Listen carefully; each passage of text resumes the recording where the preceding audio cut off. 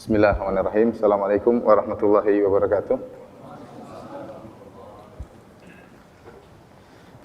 Alhamdulillahi ala ihsanih wa syukru lahu ala taufiqihi wa amtinanih wa asyhadu an la ilaha illallah wahdahu la syarika lahu ta'ziman li sya'nih wa asyhadu anna Muhammadan abduhu wa rasuluhu da ila ridwanih. Allahumma shalli alaihi wa ala alihi wa ashabihi wa ikhwanih. Para hadirin dan hadirat yang dirahmati oleh Allah Subhanahu wa taala, puji dan syukur kita panjatkan kepada Allah Subhanahu wa taala yang masih memberikan kita kesempatan untuk bersua di masjid ini dalam rangka untuk mempelajari perkara yang sangat penting, yaitu tentang ikhlas kepada Allah Subhanahu wa taala. Salawat dan salam semoga tercurahkan kepada junjungan kita Nabi Muhammad sallallahu alaihi wasallam dan juga kepada keluarganya serta seluruh sahabat beliau tanpa terkecuali. Para hadirin dan hadirat yang dirahmati oleh Allah Subhanahu wa taala, di antara taufik yang Allah berikan kepada hamba-hambanya, yaitu tatkala Allah menjadikan para hamba tersebut memperhatikan gerak-gerik hatinya, karena amalan hati adalah amalan yang sangat penting. Barang siapa yang bertemu dengan Allah Subhanahu wa taala dengan hati yang bersih pada hari kiamat, maka dialah yang beruntung. Kata Allah Subhanahu wa taala, "Yauma la yanfa'u malun wala banun illa man atallaha biqalbin salim." Hari di mana tidak bermanfaat harta dan anak-anak kecuali orang yang bertemu dengan Allah dengan hati yang bersih, dengan hati yang selamat. Oleh karenanya perhatian terhadap hati adalah perkara yang sangat penting. Kebanyakan orang mereka hanya memperhatikan penampilan zahir, penampilan luar. Tetapi kebersihan hati terkadang terlalaikan. Padahal masalah pahala, besarnya pahala sangat tergantung dengan amalan hati, sangat tergantung dengan amalan hati. Dan terlalu banyak dalil yang menunjukkan akan hal ini. Seperti firman Allah Subhanahu wa taala yang saya sebutkan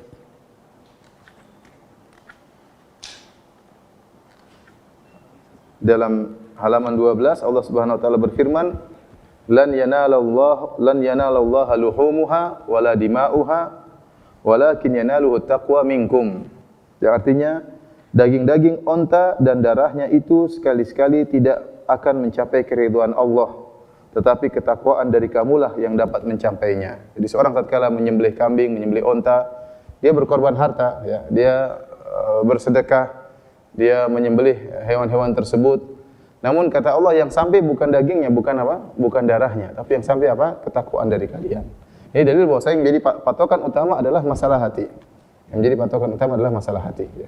Seperti dalam hadis Rasulullah SAW mengatakan, "Innal abda la yansarifu min salatihi wa ma kutiba lahu illa ushruha aw tusu'uha aw thumunuha aw subu'uha aw khumusuha aw rubu'uha aw thuluthuha au nisfuha." Kata Nabi SAW, seorang dia keluar dari solatnya dan dia tidak mendapatkan pahala solat sempurna. Dia hanya mendapatkan 1/10 pahala, 1/9 pahala dari solatnya, 1/8, 1/7, 1/6, 1/5, 1/4, 1/3 atau 1/2 dari pahala solatnya. Kata para ulama, disebabkan karena kekhusyuan yang berbeda. Kekhusyuan yang berbeda. Karena sebagian orang mungkin hanya memperhatikan bagaimana tata cara solat. Dan ini penting, kata Nabi SAW, "Sallu kama ra'aitumuni usalli." Solatlah kalian sebagaimana kalian melihat aku solat. Maka seorang memperhatikan bagaimana cara gerak solat Nabi. Ini penting. Tapi yang lebih penting lagi adalah kekhusyuan yang berkaitan dengan hati. Oleh karenanya bisa jadi seorang solatnya seperti tata cara solat Nabi dari sisi zahir, tapi tatkala batinnya tidak khusyuk, lalai, maka pahalanya berkurang. Makanya Allah Subhanahu wa taala memuji orang-orang yang beriman. Kemudian Allah sebutkan sifat-sifat orang beriman, kata Allah, "Qad aflahal mu'minun." Sungguh beruntung orang-orang yang beriman. Sifat pertama yang Allah sebutkan, "Alladzina hum fi shalatihim khashi'un." Yaitu orang-orang yang khusyuk dalam salatnya. Ibnu Taimiyah rahimahullah menyebutkan bisa jadi dua orang salat dalam saf yang sama, berdampingan, tapi pahalanya sejauh langit dan bumi. Kenapa? Karena hati yang berbeda, keimanan yang berbeda, kekhusyuan yang berbeda. Maka kita berusaha memperhatikan penampilan zahir, bagus, penampilan zahir penting, tapi yang lebih penting lagi adalah bagaimana hati kita. Sebagaimana kita berusaha membersihkan tubuh kita dari kotoran, kita juga berusaha membersihkan hati kita dari penyakit-penyakit hati. Kita berusaha mengikhlaskan hati kita. Oleh karenanya lihat bagaimana Nabi SAW menjelaskan tentang pahala yang luar biasa yang didapatkan oleh para sahabat. Ya. Rasulullah SAW mengatakan, la tasubbu ashabi, janganlah kalian mencaci maki para sahabatku. Fawalladhi nafsu Muhammadin biyadihi. Dalam halaman 10 saya sebutkan hadisnya. Rasulullah SAW mengatakan, janganlah kalian mencaci maki para sahabatku. Falau anna ahadakum anfaqa mithla Uhudin dhahaban, ma balagha mudda ahadihim wala nasifahu. Seandainya salah seorang dari kalian menginfakkan emas sebesar gunung Uhud, maka tidak akan sama dengan infak satu genggam gandum sahabat atau satu genggam korma atau dua genggam korma yang diinfakkan oleh para sahabat. Ya. Kata Nabi, jangan mencaci maki para sahabatku, karena para sahabat adalah manusia biasa, mereka orang-orang saleh, namun mereka tidak maksum, mereka mungkin terjerumus dalam kesalahan, mereka mungkin salah dalam bertindak, mereka mungkin salah dalam berkata, tetapi kebaikan mereka sangat banyak. Ya. Kesalahan mereka ibarat hanya sekedar setitik kesalahan di lautan kebaikan. Maka seakan-akan Nabi mengisyaratkan, jangan kalian mencari-cari kesalahan sahabatku, lantas kalian mencaci maki para sahabatku. Kenapa? Karena amalan kalian tidak akan ada bandingannya dengan amalan para sahabatku. Kata Nabi SAW, seandainya salah seorang dari kalian menginfakkan emas sebesar gunung Uhud, dan kita tahu gunung Uhud gunung yang sangat besar, dengan panjang 7-8 km, dengan lebar 2-3 km, dengan tinggi sekitar 350 meter, ya. Ini kalau kita punya emas sebesar gunung Uhud, ini sudah orang paling kaya di dunia, ya, punya emas sebesar gunung Uhud. Lantas kita infakkan, ternyata infak tersebut tidak sama dengan infak sahabat satu genggam gandum atau dua genggam gandum. Kenapa? Para ulama menjelaskan seperti Al-Baydawi dan yang lainnya, karena keikhlasan yang berbeda. Karena keikhlasan yang berbeda antara para sahabat dengan kita. Oleh karenanya ini semua dalil bahwasanya keikhlasan memiliki faktor yang sangat penting. Keimanan berkaitan dengan hati berpengaruh tentang besar kecilnya suatu pahala. Ya, dalam perkataan salah seorang salaf berkata, rubba amalin saghirin tu'azzimuhun niyyah wa rubba amalin kabirin tusaghiruhun niyyah. Betapa banyak amalan yang kecil menjadi sangat besar nilainya dibesarkan oleh niat yang benar. Dan betapa banyak amalan yang gede tidak ada nilainya atau kurang nilainya gara-gara niatnya yang kurang beres. Oleh karena para ulama menyebutkan tentang kisah seorang wanita yang memberi minum seekor anjing, ya. Kata Rasulullah sallallahu alaihi wasallam tentang seorang wanita, bainama kalbun yutifu bi raqiyatin kada yaqtuluhu al-atash idra'athu baghiyan min baghaya bani Israil. Kata Rasulullah sallam, tatkala ada seekor anjing yang berputar-putar di sebuah sumur karena kehausan.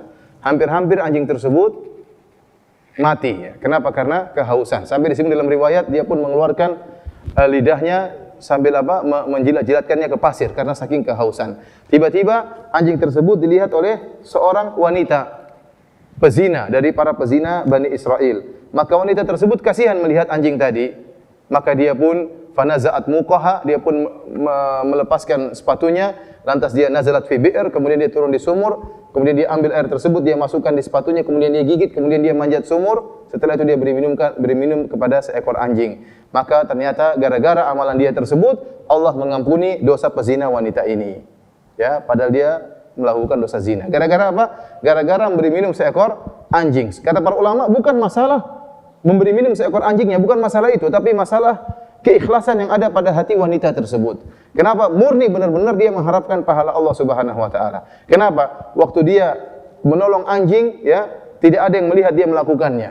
Ini menunjukkan dia ikhlas, dia tidak berharap pujian dari siapapun.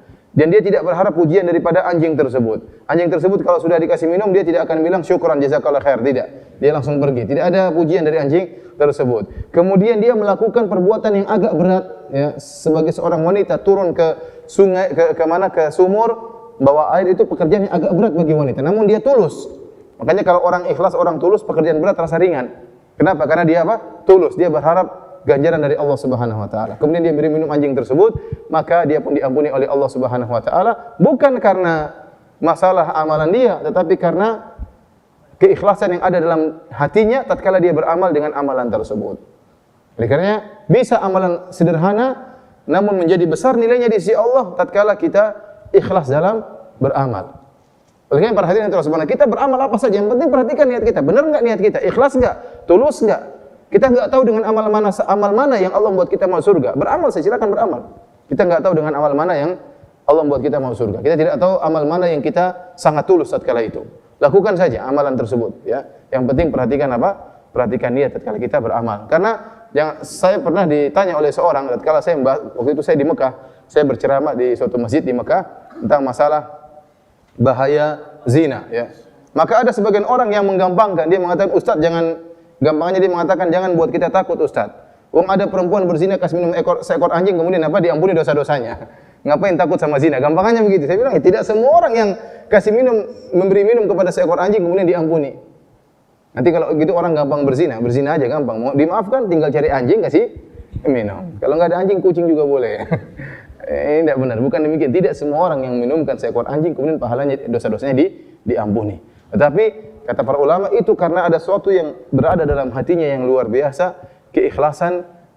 Karena tatkala dia memperhatikan hatinya, maka dia diampuni dosanya oleh Allah Subhanahu wa taala. Kata para ulama, setelah wanita tersebut diampuni, maka berubahlah kehidupannya. Dari pezina tidak lagi menjadi apa? Pezina. Dengan sebab apa? Dengan sebab dia ikhlas tatkala itu memberi minum pada seekor anjing, Allah merubah kehidupannya. Allah merubah kehidupannya. Baik para hadirin dan hadirat yang dirahmati oleh Allah Subhanahu wa taala, ini semua dalil menunjukkan akan pentingnya amalan hati, Maka seorang yang berbahagia adalah seorang yang senantiasa memperhatikan gerak-gerik hatinya. Apakah dia ikhlas, apakah dia tulus, apakah dia hasad atau tidak, apakah dia riya atau tidak, apakah dia ujub atau tidak, sombong atau tidak. Bahaya ya, amalan hati ini tidak sembarangan ya. Banyak amalan-amalan hati yang memudahkan seorang masuk dalam neraka jahanam. Maksiat-maksiat yang berkaitan dengan hati memudahkan seorang masuk dalam neraka jahanam. Sombong aja. La yadkhulul jannata man kana fi qalbihi mithqalu dzarratin min kibr. Tidak akan masuk surga seorang dalam hatinya ada kesombongan meskipun sebesar dzarrah. Dan terlalu banyak dari nanti akan kita sebutkan orang-orang yang riya, ya disiksa oleh Allah dalam neraka jahanam, ya. Makanya hati-hati, hati pun harus kita bersihkan. Pembahasan kita para hadirin dan hadirat yang dirahmati oleh Allah Subhanahu wa taala adalah berjihad melawan riya dan ujub. Berjihad melawan riya dan ujub. Dan dua ini adalah penyakit yang sangat berbahaya, penyakit yang menimpa orang-orang yang soleh. Riya dan ujub. Justru yang berhati-hati dengan penyakit ini, riya dan ujub, adalah orang-orang yang rajin beribadah, orang-orang yang soleh. Adapun orang-orang yang pelaku maksiat, apa yang mau mereka banggakan, ya? Pezina, apa yang mau dia ujubkan? Ya, pemabuk apa yang mau dia banggakan, ya. Justru yang terkena penyakit riya dan ujub adalah orang yang memiliki amal soleh yang mungkin untuk dia banggakan, yang mungkin untuk dia ujubkan.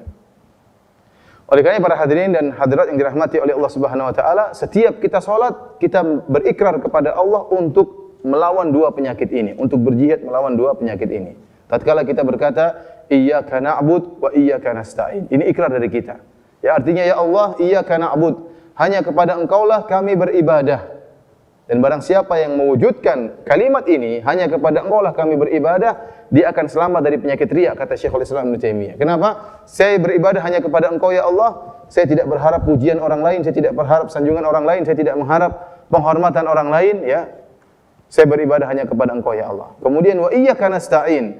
Hanya kepada Engkaulah kami mohon pertolongan ya Allah. Artinya saya mengakui bahwasanya segala keberhasilan yang saya lakukan, kemudian saya untuk beribadah, kecerdasan saya yang miliki, pangkat yang saya dapatkan, seluruhnya semata-mata karena pertolongan Engkau ya Allah. Tidak ada andilku sama sekali, tidak ada andilku sama sekali. Maka barang siapa yang merenungkan akan hal ini, dia akan selamat dari penyakit ujub. Nanti akan kita jelaskan penjelasan yang lebih lanjut. Tapi intinya ayat ini, iyyaka na'budu wa iyyaka nasta'in, adalah ikrar kita kepada Allah bahwasanya kita berusaha ikhlas, bebas dari riya, dan kita berusaha ikhlas bebas dari ujub, ya. Ikhwani fillah wa akhwati fid din, azani Allah wa iyyakum. Yang pertama kita bahas adalah ikhlas yang lawannya adalah riya. Ikhlas yang lawannya adalah riya. Ikhlas, ya, saya jelaskan di halaman 17, ya, dan seterusnya. Ikhlas dalam bahasa Arab diambil dari kalimat khalusa. Khalusa artinya murni. Adapun akhlasa, ikhlas artinya memurnikan. Artinya memurnikan niat dari segala kotoran yang mengotorinya. Memurnikan ibadah semata-mata hanya untuk Allah Subhanahu wa taala. Dan ada beberapa ayat dalam Al-Quran yang Allah menggunakan kalimat khulusah yang artinya murni. Contohnya firman Allah Subhanahu wa taala dalam surat Az-Zumar ayat 3, "Ala lillahi dinul khalis." Hanyalah bagi Allah agama yang murni. Ya, bahwasanya agama murni hanya semata untuk Allah Subhanahu wa taala. Contohnya dalam ayat yang lain dalam surat Al-Ahzab ayat 50, kata Allah Subhanahu wa taala, "Wa imra'atan mu'minatan in wahabat nafsaha lin-nabi in arada an-nabiyyu ay yastankihaha khalisatan laka min dunil mu'minin." Kata Allah Subhanahu wa taala, dan jika seorang wanita mukminah in wahabat nafsaha lin-nabi, yang dia menghadiahkan dirinya kepada Nabi sallallahu alaihi wasallam, in arada an-nabiyyu ay yastankihaha, kalau Nabi ingin menikahinya, tinggal terima hadiah tersebut. Khalisatan laka min dunil mu'minin. Kata Allah, hanya murni buat engkau wahai Muhammad dan tidak bagi kaum mukminin yang lain. Jadi di antara keistimewaan Nabi SAW dalam masalah pernikahan, Nabi boleh menikah dari lebih daripada 4 wanita. Rasulullah SAW menikah sampai 9 apa? Wanita. Di antara keistimewaan Nabi SAW, Nabi pernah menikah dengan Zainab tanpa wali, tanpa mahar, ya, tanpa saksi. Tapi yang menikahkannya langsung adalah Allah Subhanahu wa taala. Zawwajnakaha, dalam surat Al-Ahzab Allah sebutkan. Zainab tatkala setelah dicerai oleh suaminya Zaid bin Harithah, maka Allah langsung menikahkan Zainab dengan Nabi SAW tanpa perlu wali, tanpa perlu saksi, tanpa perlu apa? Mahar. Ini spesial buat siapa? Nabi SAW. Ini berkaitan dengan pernikahan. Di antara hal yang merupakan keistimewaan Nabi SAW, Nabi boleh menikah dengan seorang wanita yang menghadiahkan dirinya kepada Nabi tanpa mahar. Tanpa mahar. Dan ini tidak berlaku bagi kita. Kita kalau para lelaki selain Nabi SAW menikah harus pakai wali, harus pakai saksi, harus pakai apa? Mahar. Kemudian juga tidak boleh menikah lebih dari 4, ya. Maksimal berapa? 4. Satu aja nggak habis-habis, apalagi satu aja sudah apa? Setengah mampus, apalagi apa? Apalagi 4, ya. Tapi ada yang semakin banyak semakin gampang katanya. Jadi kita nggak boleh maksimal berapa? 4. Nabi SAW boleh lebih dari 4. Boleh lebih dari 4. Dan tidak boleh seorang mengkiaskan dirinya dengan Nabi SAW. Karena ini murni hak Nabi SAW. Oleh karenanya sebagian sahabat yang punya istri lebih dari 4, dan dahulu di zaman jahiliyah mereka punya istri lebih dari 4. Waktu mereka masuk Islam, Nabi suruh menceraikan yang lainnya. Harus hanya meninggalkan berapa? 4 orang istri. Di antaranya juga keistimewaan Nabi, tatkala ada seorang wanita menghadiahkan dirinya, Nabi boleh menikahinya tanpa mahar. Ya. Adapun kita menikah harus dengan mahar, hukumnya wajib. Kalau terjadi pernikahan tidak disebut mahar, tetap harus dibayar, namanya mahar al-mithal. Mahar mithal itu artinya apa? Kita membayar mahar tersebut kira-kira sesuai dengan mahar yang biasa diberikan kepada wanita semodel istri kita. Kita lihat mahar kakaknya, kita melihat mahar iparnya misalnya. Biasanya mahar wanita ini sekian. Maka tatkala kita menikah tanpa menyebutkan mahar, tetap mahar tersebut harus dibayar meskipun belakangan. Ya, yang boleh menikah tanpa mahar cuma siapa? Nabi sallallahu alaihi wasallam. Makanya Allah mengatakan dalam ayat ini dalam surat Al-Ahzab ayat 50, ya. In arada an-nabiyyu ayastankihaha wa imra'atan nafsaha wa imra'atan mu'minatan in wahabat nafsaha. Kalau ada seorang wanita mukminah yang menghadiahkan dirinya kepada Nabi sallallahu alaihi wasallam, kalau Nabi ingin menikahinya, ya, silakan menikah kata Allah, tapi kata Allah, khalisatan laka min dunil mu'minin. Hanya murni bagi engkau wahai Muhammad. Selainnya enggak boleh. Oleh karena ada seorang wanita datang kepada Nabi dalam Sahih Al-Bukhari, dia menghadiahkan dirinya kepada Nabi sallallahu alaihi wasallam. Maka Nabi melihat wanita tersebut, Nabi juga nazar, Nabi lihat ke atas, lihat bawah, lihat atas, lihat bawah. Nabi tidak berhasrat kepada wanita tersebut. Namun Nabi diam aja, mau suruh pulang enggak enak ya. Dia sudah datang untuk apa? Menawarkan apa? Dirinya. Nabi diam, tidak ada komentar. Akhirnya ada seorang sahabat berkata, "Ya Rasulullah, kalau kau tidak mau sama saya aja Rasulullah." Kata Rasulullah SAW, silakan nikahi wanita tersebut. Akhirnya Rasulullah SAW menyuruh lelaki tersebut untuk mencari mahar. Kalau kepada Nabi gratisan, tapi kepada lelaki lain harus bayar apa? Mahar. Maka dia pun pergi mencari mahar, ya. Dia punya sarung cuma 1, ya. Kalau dijadikan mahar pakai apa? Miskin ternyata orang ini. Kemudian Rasulullah SAW mengatakan, "Iltamis walau khataman min hadid." Carilah meskipun hanya cincin besi. Dia pun cari, tidak ada apa-apa ya Rasulullah. Saya tidak punya apa-apa untuk jadi apa? Mahar. Subhanallah, nekat, enggak punya apa-apa. Menikah ya. Kenapa? Karena dia kasihan sama wanita ini. Wanita ini sudah menawarkan dirinya kepada Nabi. Nabi diam aja, tidak nolak. Nabi juga menjaga perasaan wanita tersebut. Akhirnya dia ingin mengambil wanita tersebut, menjaga perasaannya. Akhirnya Rasulullah SAW mengatakan, "Ada yang kau hafalkan dari Al-Quran?" Yang mana saya hafal surat tertentu. Maka Rasulullah SAW mengatakan, zawajtukaha bima ma'aka minal Qur'an. Saya nikahkan engkau dengan wanita ini dengan Al-Qur'an yang ada, yang kau hafal. Maksudnya apa kata para ulama? Yaitu kau mengajarkan Al-Qur'an tersebut kepada wanita ini. Karena wanita enggak paham, maka ajarilah. Kata para ulama, maharnya bukan Al-Qur'annya, tapi maharnya adalah dari biaya mengajari wanita ini, upah dari mengajari Al-Qur'an, maka upah itulah yang menjadi apa? Menjadi mahar. Intinya, kata Allah, khalisatan laka. Menikah tanpa mahar ini hanyalah murni untuk engkau, wahai Rasulullah, kalau ada wanita yang menghadiahkan dirinya untukmu. Allah menggunakan kalimat khalisah, yang ingin perhatian kita adalah khalisah maknanya murni. Murni. Contohnya lagi dalam ayat yang lain. Kata Allah Subhanahu wa taala, ya, dalam surat Yusuf ayat 80, kata Allah, "Falamma stai'asu minhu khalasu najiyya." Tatkala kakak-kakak Nabi Yusuf yang merayu Nabi Yusuf agar Binyamin digantikan dengan salah seorang dari mereka, jangan Binyamin, adiknya Yusuf yang ditahan, dan mereka tidak tahu bahwasanya menteri tersebut adalah Nabi Yusuf. Mereka merayu menteri tersebut, ternyata menteri tersebut tidak mau menggantikan Binyamin dengan salah seorang dari mereka.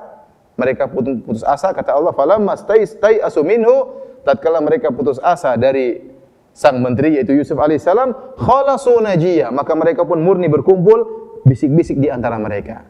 Allah menggunakan kalimat khalasu, artinya tidak ada orang lain yang ikut nimbrung. Murni mereka yang hanya berbisik-bisik, tidak ada yang nimbrung dari luar. Jadi khalasu artinya apa? Murni. Contohnya lagi seperti dalam surat An-Nahl ayat ke-66, Allah berfirman, "Wa inna lakum fil an'ami la'ibrah, nusqikum mimma fi butunihi min baini farthin wa damin labanan khalisan sa'igan lisyaribin."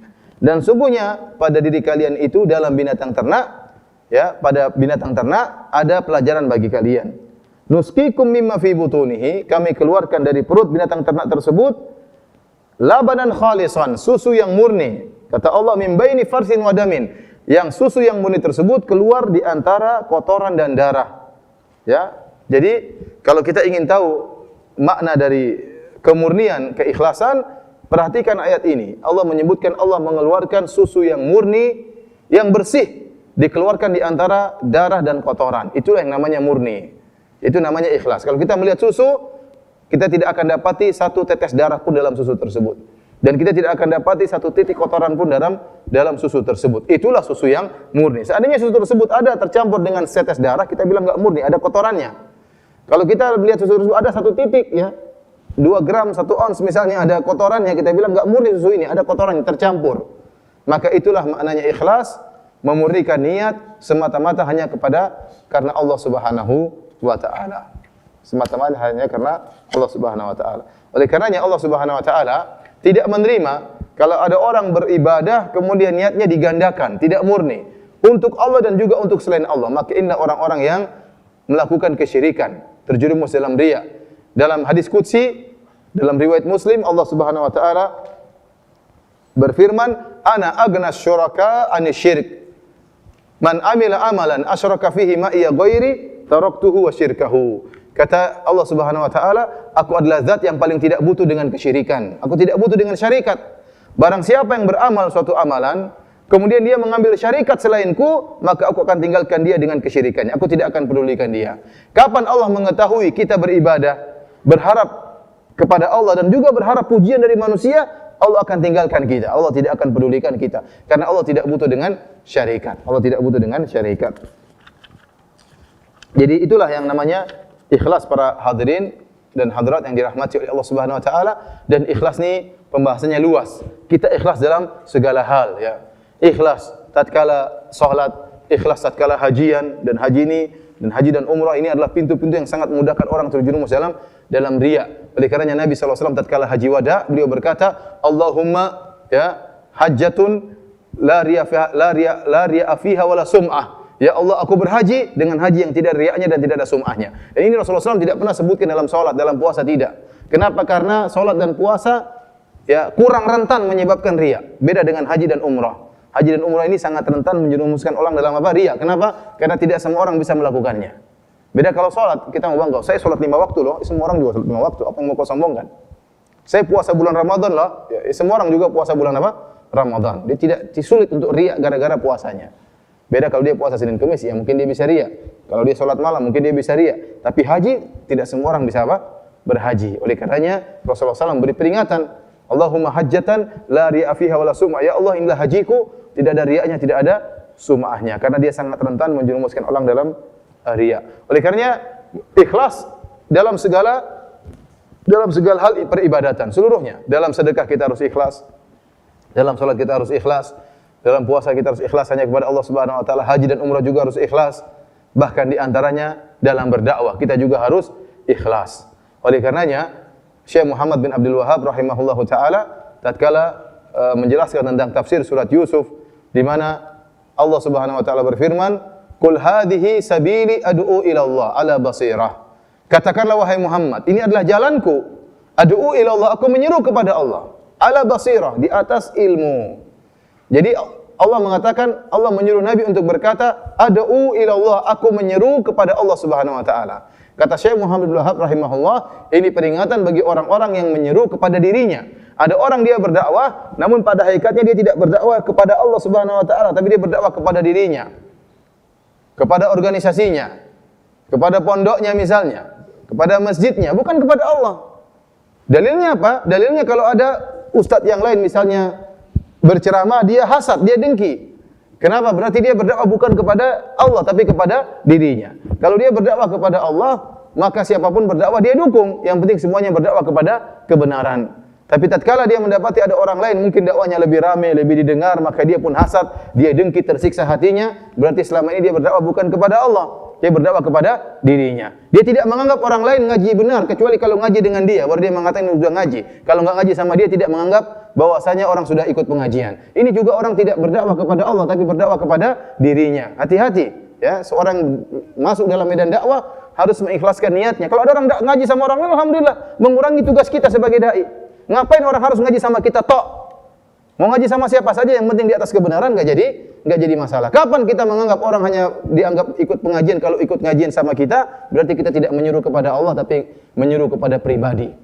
Ini hati-hati. Ini berarti kita tidak ikhlas dalam berdakwah. Sama seperti seorang mengadakan pengajian harus lewat kami, harus lewat panitia kami. Kalau tidak lewat panitia kami, tidak dianggap pengajian tersebut. Harus kami yang jadi panitianya. Ini berarti Anda tidak berdakwah di jalan Allah, tapi Anda berdakwah kepada tim Anda. Ini juga tidak benar. Berarti Anda tidak ikhlas.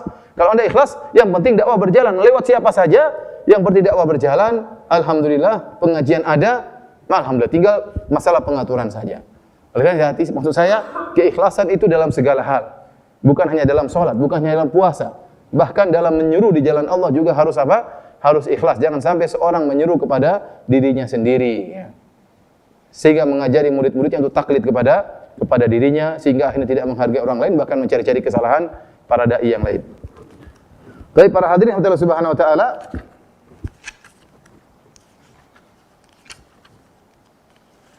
saya menyebutkan dari halaman 25 sampai halaman ke-58 ya.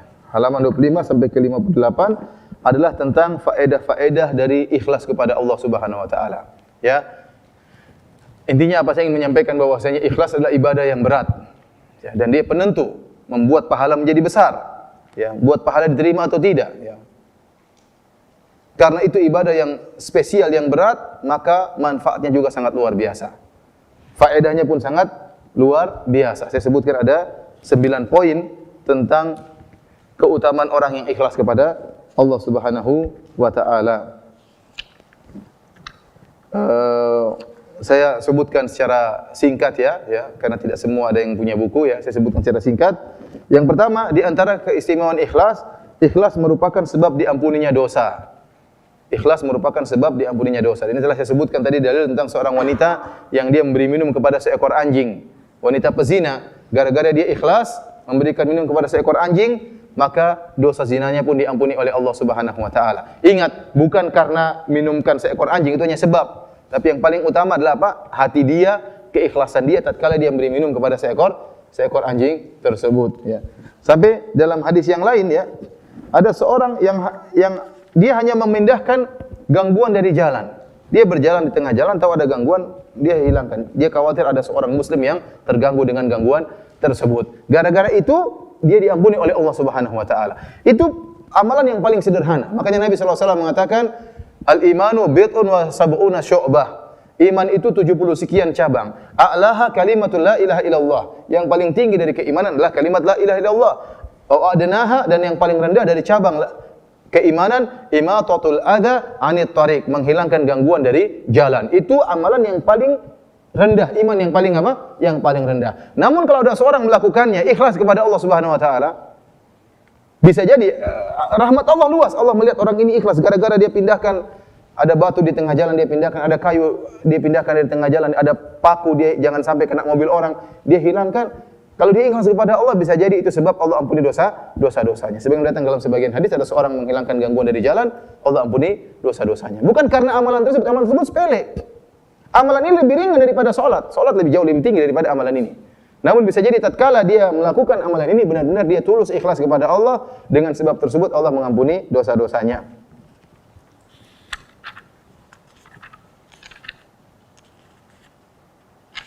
Itu saya semua sebutkan dalam halaman 33 ya.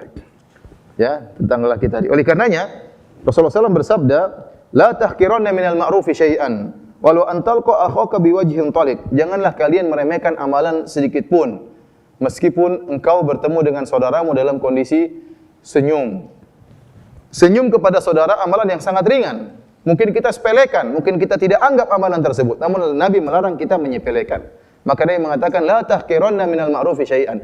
Jangan kalian meremehkan amalan apapun, meskipun senyum waktu bertemu dengan apa? Saudara. Bisa jadi Anda waktu senyum ikhlas, bisa jadi sebab diampuni dosa-dosa Anda ya oleh Allah Subhanahu wa taala. Allah mudah, Allah memberikan rahmatnya, terserah Allah Subhanahu wa taala. Maka Anda pun kalau senyum usahakan ikhlas ya.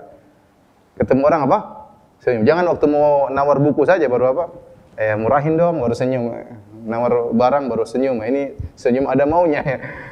Enggak apa-apa, senyum juga boleh. Itu maksud saya, ketemu dengan saudara berusaha senyum, ikhlas karena Allah Subhanahu wa taala. Meskipun orang yang kita temui tadi bukan orang kaya, bukan orang terhormat, bukan orang apa? Terpandang. Kenapa? Dia seorang mukmin. Saya disunahkan untuk senyum dengan apa? Dengan dia. Karena siapa? Karena Allah Subhanahu wa taala. Meskipun orang ini tidak ada kita harap dunia dari dia, dan dia kita tidak pernah punya hutang budi sama dia, tapi kita senyum kepada dia karena dia seorang mukmin. Selama dia seorang mukmin, dia saudara kita, dan Nabi menyuruh kita untuk senyum kepada sesama saudara mukmin. Dan jangan kita remehkan ibadah tersebut. Kita senyum kepada orang tersebut meskipun dia mungkin tidak balas dengan senyuman yang lebih hangat atau yang sama-sama hangat, atau mungkin dia mukanya cemberut, cuekin aja. Allah sudah catat, malaikat sudah catat bahwasanya kita tersenyum karena Allah Subhanahu wa taala. Kemudian di antara faedah keikhlasan, ya, saya sebutkan halaman 35, ikhlas menjaga seorang sehingga tidak terjerumus dalam fitnah wanita. Ya, seorang laki yang ikhlas dalam ibadahnya, suatu saat jika dia terjebak dalam fitnah wanita, Allah akan jaga dia. Dan dalil akan hadir kisah Nabi Yusuf alaihissalam. Ya, Nabi Yusuf alaihissalam seorang yang ikhlas, rajin beribadah kepada Allah. Tatkala dia terjebak dalam fitnah yang luar biasa, fitnah wanita, Allah mengatakan, "Kadzalika linasrifa anhu su'a wal fahsya, innahu min ibadinal mukhlasin." Demikianlah kami palingkan Yusuf dari perbuatan buruk dan perbuatan keji dari zina, ya. Kenapa? Innahu min ibadinal mukhlasin. Karena dia seorang dari hamba-hamba yang terpilih. Dalam tafsiran yang lain, karena dia adalah seorang hamba yang ikhlas. Karena dia seorang hamba yang apa? Ikhlas. Nabi Yusuf kita telah sering disebutkan diuji dengan ujian yang sangat berat, ya. Berduaan dengan seorang wanita tersebut juga sangat cantik jelita, wa ghallaqatil abwab, dan dia sudah menutup pintu-pintu, wa laqad hammat bih, wanita tersebut sudah kebelet terhadap Nabi Yusuf. Allah sebutkan juga wa hamma biha, Nabi Yusuf pun sudah tergerak hatinya, ya. Dia manusia, dia lelaki, ya, tergerak hatinya tatkala melihat seorang wanita yang cantik jelita, apalagi pintu sudah dikunci seluruhnya, apalagi wanita ini cantik jelita, apalagi wanita ini berias dirinya, ya.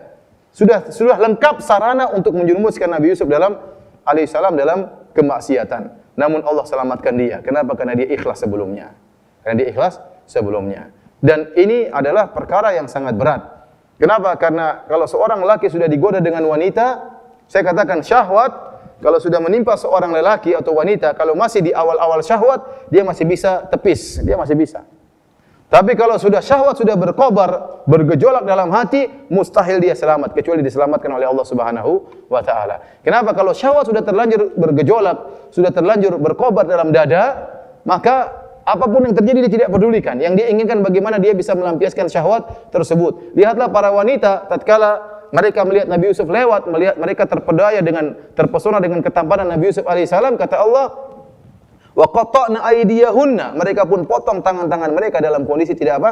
Sadar. Kenapa? Syahwat sudah bergejolak. Sehingga tatkala mereka motong tangan mereka, mereka tidak sadar. Syahwat mereka sudah menggebu-gebu. Makanya seorang tatkala misalnya dia melihat kecantikan seorang wanita, seorang laki, kalau dia lihat sekilas, dia masih bisa menahan syahwatnya. Dia bilang apa? Astagfirullah ya. Tapi kalau dia sudah melotot, dia mengamati dan mendalami, ya repot. Kemudian melihat yang macam-macam, semoga kemudian syahwatnya sudah bergelora, mustahil dia selamat. Mustahil dia apa? Selamat. Ya. Karena apa? Karena seorang laki kalau sudah tergerak syahwatnya, sudah pergi 3/4 akalnya. Tinggal berapa? Tinggal 1/4. Sebagian sudah hilang seluruh akalnya. Ya. Kenapa? Karena syahwat kalau sudah bergejolak, seorang sulit untuk apa? Menghadapinya. Kecuali diselamatkan oleh Allah Subhanahu wa taala. Dan di antara hal yang bisa menyelamatkan seorang dari fitnah wanita adalah keikhlasannya sebelumnya. Keikhlasannya sebelumnya. Oleh karena perhatian Allah Subhanahu wa taala, dia tidak tahu kapan kita digoda oleh seorang wanita. Demikian juga seorang wanita tidak tahu kapan dia digoda oleh lelaki. Ya, fitnah wanita bagi laki, fitnah laki bagi wanita. Namun jika sebelumnya kita ikhlas kepada Allah Subhanahu wa taala, maka Allah akan selamatkan kita dari fitnah tersebut. Ya, tatkala kita di hadapan fitnah tadi.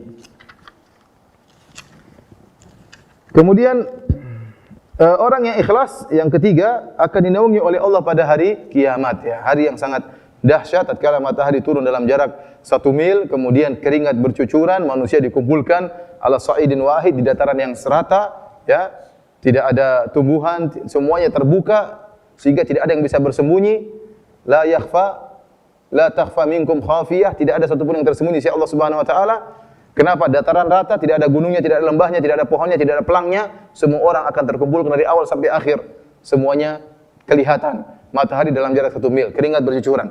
Di antara orang-orang yang dinaungi oleh Allah pada hari tersebut, ada orang-orang dinaungi di bawah naungan arsy Allah, sehingga tatkala manusia seluruhnya pada kepanasan, mereka dalam kondisi mendapat teduhan dari naungan arsy Allah Subhanahu wa taala. Ada 7 golongan yang Nabi sebutkan, di antaranya adalah orang yang ikhlas.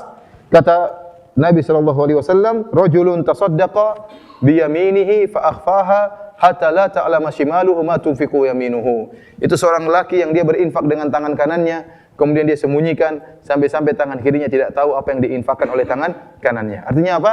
Dia berusaha menyembunyikan amalan yang dia lakukan. Dia tidak ingin mengobral, tidak ingin mengumbar apa yang pernah dia lakukan. Ya, dia sembunyikan seluruh amalan dia. Dan ini adalah kinayah yang sangat indah dari Nabi sallallahu alaihi wasallam. Nabi menyebutkan antara tangan kanan dengan tangan kiri. Kenapa? Karena tangan kiri adalah teman dekat tangan kanan. Ternyata dan apa yang dilakukan oleh tangan kanan, tangan kiri mengetahuinya. Namun tatkala tangan kanan bersedekah, dia sembunyikan sedekah dia sampai-sampai tangan kiri tidak tahu. Ya, maka seorang berusaha menyembunyikan amalan yang dia lakukan. Dan ini bukti bahwasanya dia ikhlas kepada Allah Subhanahu wa taala. Seorang belajar untuk ridha kalau Allah sudah tahu, dia untuk qanaah. Dia sudah puas kalau Allah sudah tahu. Tatkala dia sudah qanaah, sudah puas, Allah sudah tahu apa yang dia lakukan, dia tidak berharap untuk diketahui oleh orang lain. Kata dia, yang penting Allah sudah tahu, selesai urusan. Saya berjalan ke Masjid Nabawi, saya umrah, saya bersedekah, yang penting Allah sudah tahu, selesai urusan. Ya. Apapun yang saya lakukan, Allah sudah tahu. Kalau Allah sudah tahu, ya sudah. Saya berbakti kepada orang tua, saya ramah sama istri. Allah sudah tahu saya baik, nggak perlu saya obral, tidak perlu saya gembar-gemborkan. Karena tidak perlu kalau kita berbuat baik kemudian kita publish di Facebook. Alhamdulillah hari ini saya beri hadiah kepada ibu saya. Tidak perlu. Ingat, berbakti kepada orang tua amalan yang sangat luar biasa. Tidak perlu Anda publish. Ya. Hari ini alhamdulillah saya cium kening istri saya. Iya, cium kening istri berpahala, tapi tidak perlu apa di publish. Ya. Apalagi bikin cemburu orang lain. Subhanallah. Itu laki-laki dia cium kening istrinya. Saya perempuan tidak pernah dicium sama suami saya. Ya.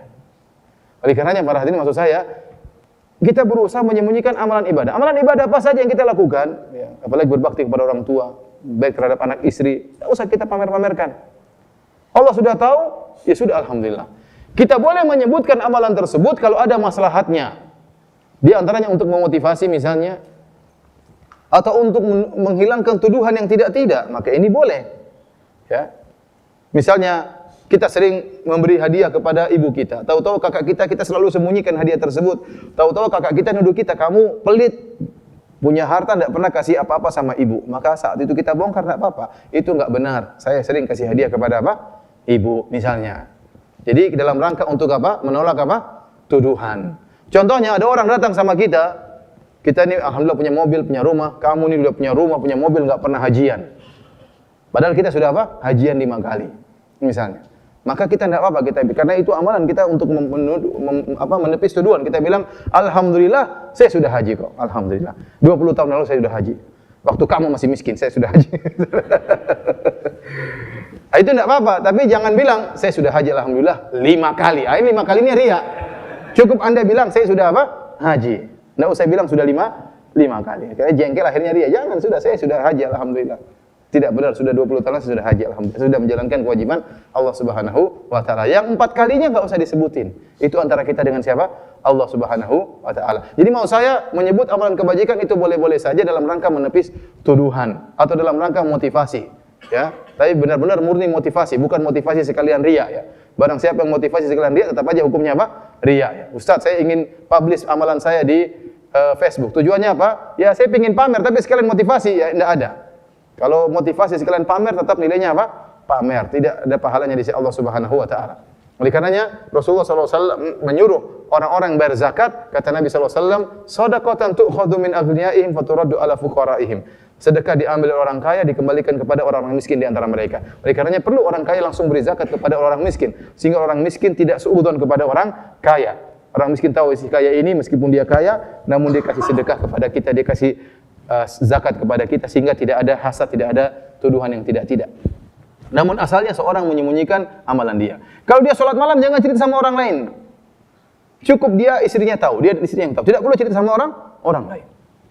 Kalau dia bersedekah, rajin baca Quran tiap hari, tidak usah cerita sama orang lain. Ya. Berusaha dia baca Quran, kemudian dia sholat malam, jangan cerita sama orang lain. Bersedekah, tidak usah cerita sama orang lain. Kalaupun kita ikhlas, kita cerita sama orang lain, maka pahala kita akan berubah dari pahala yang tinggi menjadi pahala yang kurang. Jadi menampakkan amal soleh kalau ikhlas boleh. Kata Allah Subhanahu wa taala, "In tubudus shadaqati fa ni'mahi." Kalau kalian menampakkan sedekah, maka itu baik. Wa in tukhfuha wa tu'tuha al-fuqara fa huwa khairul lakum. Tapi kalau kalian sembunyikan, lantas kalian berikan kepada fakir miskin, maka itu lebih baik. Ini dalil bahwasanya amalan yang ikhlas yang disembunyikan pahalanya lebih besar daripada amalan yang ikhlas yang dinampakkan. Amalan dinampakkan boleh tapi harus ikhlas. Tapi pahala disembunyikan lebih besar pahalanya di sisi Allah Subhanahu wa taala.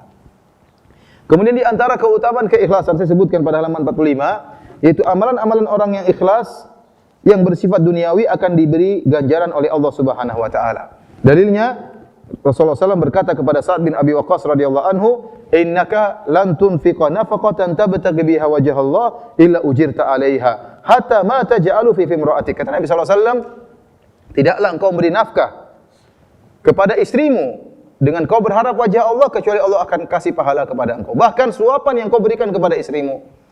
Jadi kalau kita ikhlas karena Allah Subhanahu wa taala, saya beri makan, saya cari harta buat istri saya belikan hadiah buat istri saya belikan emas buat istri saya ajak umrah istri saya karena Allah, dapat pahala. Tidak ada yang sia-sia. Bahkan kita suapan nasi kepada istri kita, ini pun dapat pahala jika karena Allah Subhanahu wa taala. Bahkan kata para ulama, posisi suami tatkala memberi suapan kepada istri itu benar-benar permasalahan duniawi. Hampir-hampir akhirat terlupakan. Kenapa? Lagi mesra ini, lagi apa? Lagi mesra, lagi nyuap-nyuapin apa? Kapan Anda suapin istri Anda? Kapan? Kalau lagi apa? Mesra. Kapan terakhir suap istri Anda? Waktu malam pertama saja. 20 tahun yang lalu. Jadi maksud saya, kondisi seorang suami nyuapin istri itu kondisi lagi mesra, hampir-hampir akhirat terlupakan. Kondisi mesra seperti itu pun kalau ikhlas karena Allah dapat apa? Pahala. Makanya Rasulullah SAW mengatakan, "Wa fi buti ahadikum shadaqah." Anda menggauli istri Anda sedekah. Kalau orang ikhlas karena Allah Subhanahu wa taala, dia tahu ini kewajiban dia untuk perintah Allah agar dia menyenangkan hati istrinya, dapat pahala. Ini bedanya antara orang ikhlas dengan orang tidak ikhlas. Kalau orang tidak ikhlas, perbuatan duniawinya jadi perbuatan biasa, tidak ada nilai pahala. Adapun orang ikhlas, maka perbuatan yang duniawi bisa bernilai pahala di sisi Allah dengan syarat dia mengharap wajah Allah Subhanahu wa taala. Dan semuanya menjadi ringan. Tatkala kita coba bayangkan kita mengeluarkan uang untuk biaya anak-anak kita berat, biaya sekolah mahal, beli ini, beli anu, tapi ikhlas karena Allah semuanya jadi ringan. Ya, belikan emas buat istri karena Allah jadi ringan. Karena kita dituntut untuk menarik hati istri kita agar istri kita cinta kepada kita. Kita belikan hadiah karena Allah semuanya menjadi apa? Ringan, tidak ada yang berat. Kapan kita tidak ikhlas maka terasa berat. Tapi para hadirin Allah Subhanahu wa taala, yang kelima, halaman 47, ikhlas membantu mewujudkan cita-cita. Banyak orang punya cita-cita, namun tatkala dia tidak ikhlas, tidak tulus, cita-citanya tidak terkabulkan oleh Allah Subhanahu wa taala. Ada seorang Arab Badui datang kepada Nabi sallallahu alaihi wasallam dan mengatakan, "Ya Rasulullah, saya ingin ikut kepada engkau. Tujuannya adalah agar anak panah masuk di leherku sini dan tembus di sebelahnya." Dia ingin mati syahid. Waktu Rasulullah SAW berikan kepada dia ghanimah, dia mengatakan, "Bukan karena ghanimah saya ikut Anda, wahai Rasulullah. Tetapi saya ingin ikut Anda dalam peperangan agar anak panah masuk di leherku sini dan keluar sebelahnya." Maka Rasulullah SAW mengatakan, "In tasduqillaha yasdukka." Kalau kau tulus, maka Allah akan kabulkan permintaanmu. Dan benar, akhirnya dia ikut dalam peperangan dan benar dia meninggalnya, ada anak panas yang masuk lehernya kemudian tembus di sebelahnya. Ya, maka Rasulullah SAW mengatakan, "Shadaqallah fasaddaqahu." Dia telah jujur kepada Allah, dia tulus kepada Allah, maka Allah pun mengabulkan permohonannya. Oleh karena hadirin Allah Subhanahu wa taala, seorang kalau kita dapati sebagian orang dia tulus cita-cita ingin naik haji. Bahkan petani pun bisa naik haji. Kenapa? Dia benar-benar bertekad, maka Allah akan mudahkan jalannya. Ada seorang dia bertekad ingin punya pondok, maka Allah mudahkan jalannya akan punya pondok. Ada orang ya, mungkin dia bukan orang kaya tapi dia bertekad ingin bisa bangun masjid. Dan Allah mudahkan jalannya untuk bangun masjid. Saya punya peserta pengajian, mau dikatakan murid boleh, dikatakan para peserta kajian karena saya isi kajian rutin di sana ya. Ada seorang TKI supir, rumahnya di Malang. Subhanallah, dia supir, namun dia bisa bangun masjid di mana? Di Malang. Untuk ada supir bangun masjid ya. Jangankan supir ya.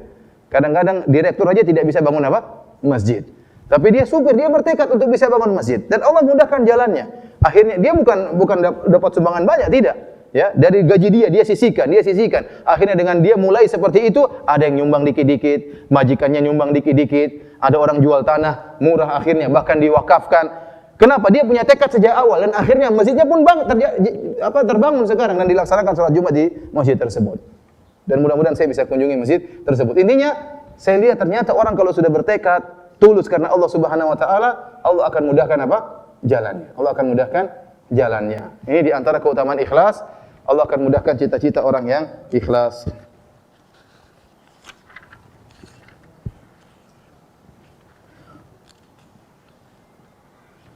Tapi para hadirin, yang sisanya baca sendiri ya.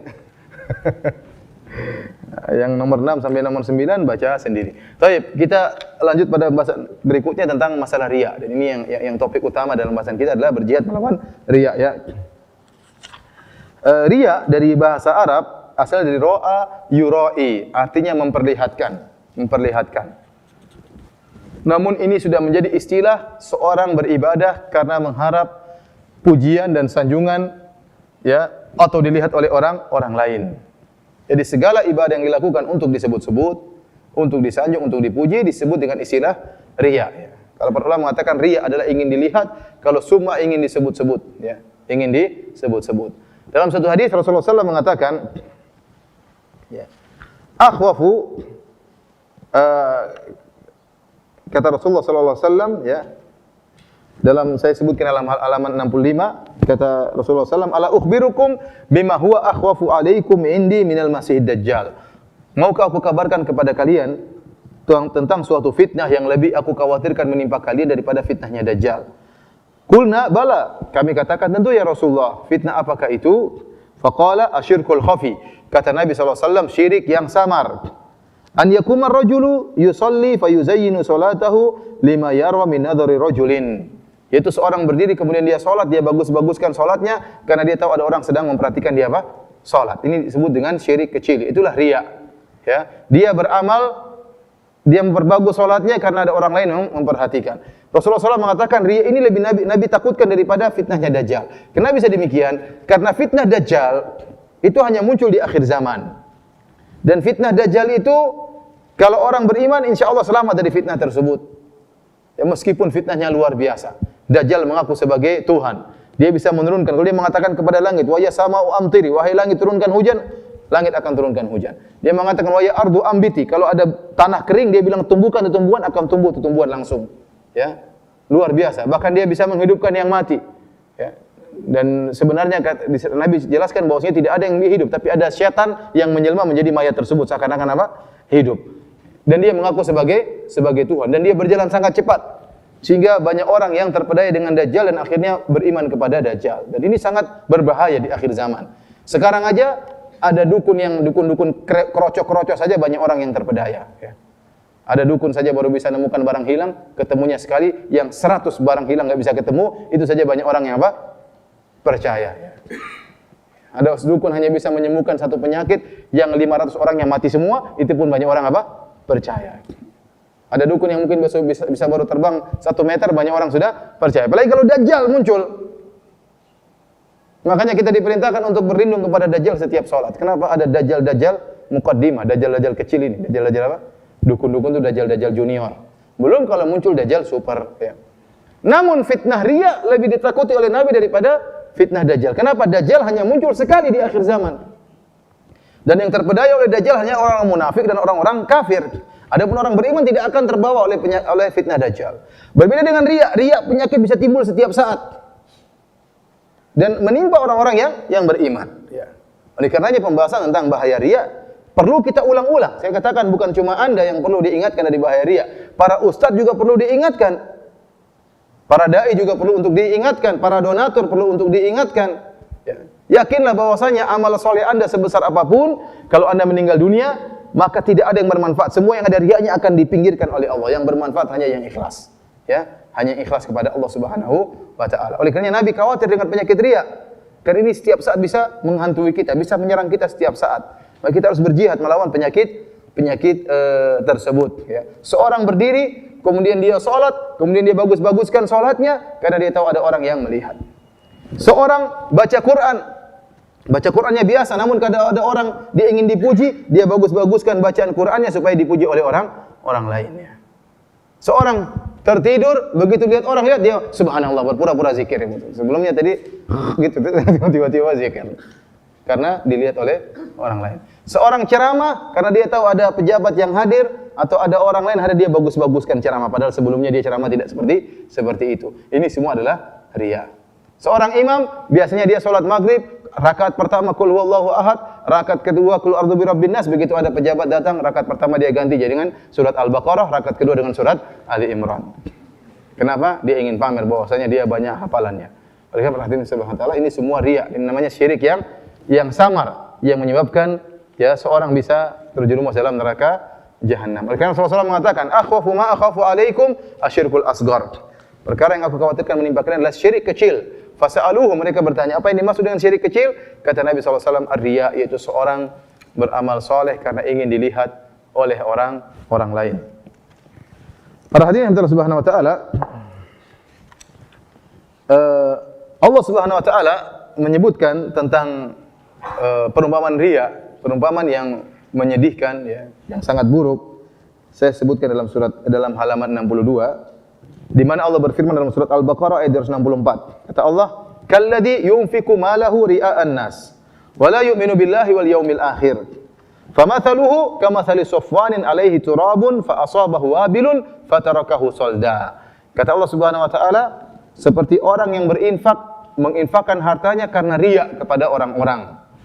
Famathaluhu, dan tidak beriman kepada Allah dan hari akhirat. Perumpamaan orang yang riya, yang berinfak riya, famathaluhu kamathali safwan, perumpamannya seperti batu yang licin. Alaihi turab, di atas batu tersebut ada tanah. Orang yang melihat batu tadi menyangka bahwasanya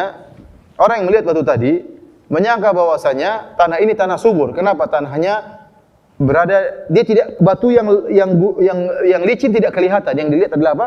Tanah. Dan orang yang melihat tanah tersebut menyangka kalau ditanam tumbuhan langsung tumbuh. Kenapa? Tanahnya subur. Ternyata tanah subur tersebut hanya fata morgana. Tanah subur tersebut hanya tanah yang numpang di atas batu yang licin.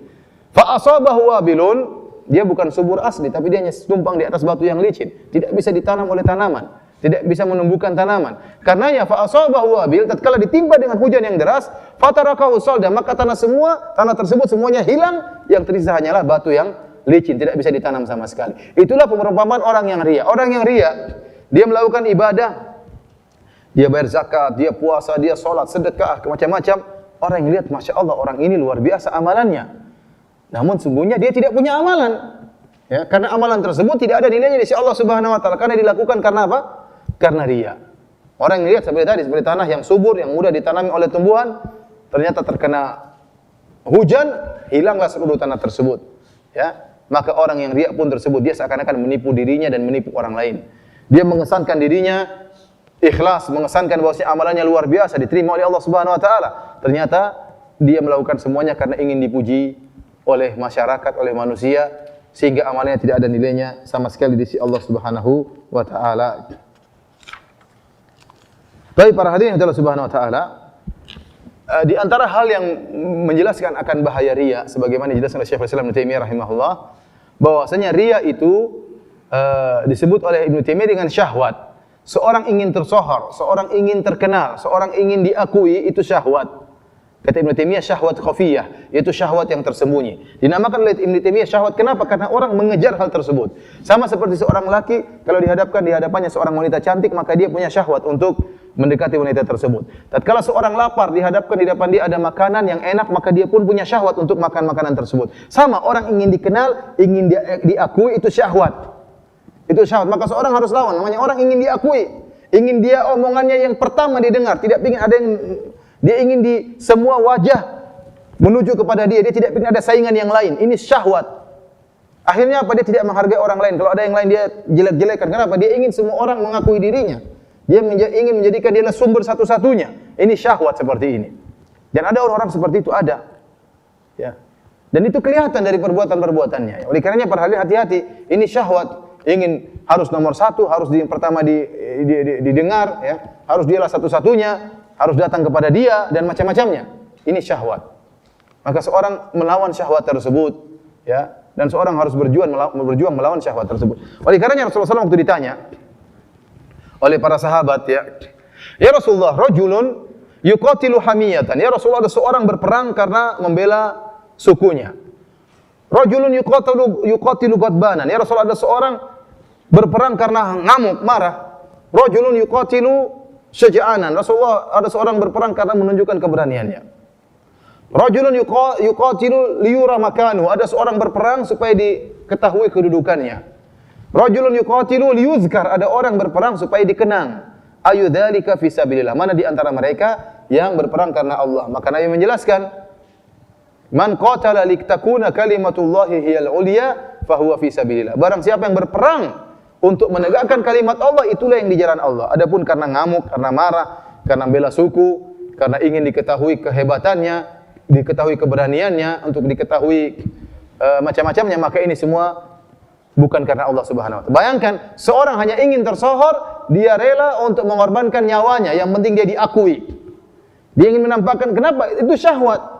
Ingin diakui, ingin dihormati, itu syahwat, ya. Oleh karena antum lihat betapa banyak orang ikut dalam misalnya pemilihan untuk jadi pejabat, betapa banyak duit yang dia keluar. Kenapa? Syahwat. Ingin apa? Ingin menang. Itu syahwat. Ingin diakui, ingin dihormati. Syahwat. Sampai kalau enggak berhasil bisa jadi gila, ya. Stres dan macam-macamnya. Semua uang dia keluarkan. Kenapa? Karena dia punya syahwat untuk dihormati. Syahwat untuk jadi penguasa, itu syahwat. Sama dalam hal medan dakwah pun demikian. Syahwat ingin saya yang nomor satu. Saya yang harus diakui, yang lain harus lewat pintu saya. Ini juga syahwat, ya. Seorang harus melawan syahwat tersebut. Waliyadzubillah. Baik para hadirin dan hadirat yang dirahmati oleh Allah Subhanahu wa taala, bagaimana cara kita berjihad melawan riya? Tinggal 10 menit ya? Belum? Sampai jam berapa, Pak? Jam berapa? Sampai jam berapa? Setengah 11? Setengah 11 ya? Hah? Jam? Jam 11 kurang 30. Bagaimana cara kita melawan riya, ya? Di antaranya dengan perenungan, pengamatan, perenungan tentang dalil-dalil. Pertama tentang merenungkan bagaimana nasib orang yang riya di akhirat. Orang yang riya nasibnya di akhirat menyedihkan, ya. Menyedihkan. Dalam hadis Rasulullah SAW, hadis yang masyhur, Rasulullah SAW mengatakan, Inna awwalan nasi yuqda yaumal qiyamati alaihi rajulun ustushhid. Orang yang pertama kali disidang oleh Allah pada hari kiamat kelak adalah orang yang mati syahid, ya. Kemudian Allah menghadirkan dia dan Allah ingatkan nikmat yang Allah berikan kepada dia, yaitu dia jagoan hebat dalam bertempur.